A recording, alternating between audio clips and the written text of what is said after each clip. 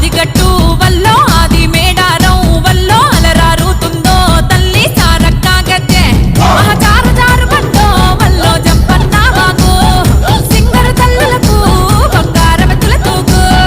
సిలకలాదిగట్టు వల్లో సిన్ని మేడారం వల్లో సిరివెలుగుల పొత్తో తల్లి సమ్మక్క గద్దె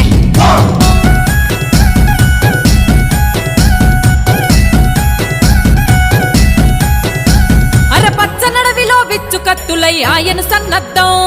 కోయగోండుల బ్రతుకుల కోసం చేసెను గద యుద్ధం